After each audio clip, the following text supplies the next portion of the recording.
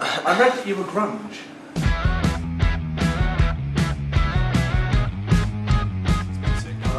Only because we're a bit heavier than your average indie London indie band, so that might have been the grunge. I think they're just making the point. It was probably Marcus's hair as well.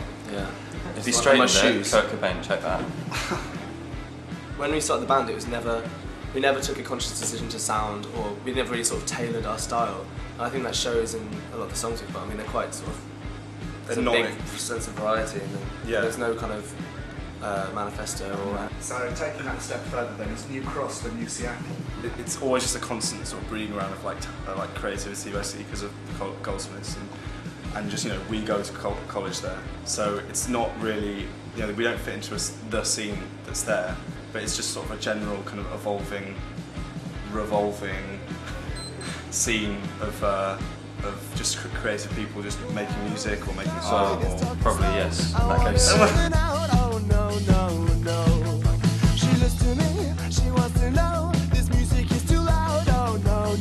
The name's kind of, it's kind of about confronting agrophobias.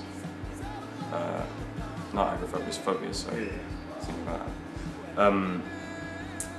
Yeah, it's just about going to the edge and doing things you wouldn't. The tiger does represent this, you know, an unstoppable force, you know, something bigger than us. But then at the same time, we're pulling, adventurous, and it's just about going, what's going to happen if I do this? You know, let's see if we can do that. You know, it's just sort of just a kind of adventure at the same time. You know? Playing together on and off in other bands and projects and things like that since for 7 years basically. But I just don't want people to kind of get pissed off at us because we haven't paid our dues. We've paid 300 gigs together. You know, we have seen the toilets of the British Isles. We know the roads pretty well. We've driven for hours on end to play a gig. That's why we don't leave London now. Do you live in a flat with Claxons? Not anymore. They moved out. Oh yeah, big things. Well, they bigger things than our house. we actually lived in a house with James and Simon, who are from Stratford as well. So we've known them forever. And last September it was like, you know, come and live with us, hang out. And me and David were actually in a band with Simon and James for like one gig that we formed at Benicassim Festival. It's really nice having other people to compete with, because that's what, you know, even when we have all your friends in bands, ultimately, when you hear their new songs, you're like, damn! Yeah.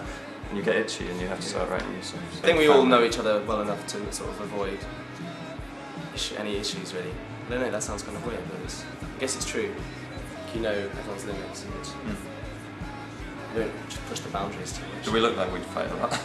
I think we probably have a lot of drunken man tussles, which is embarrassing.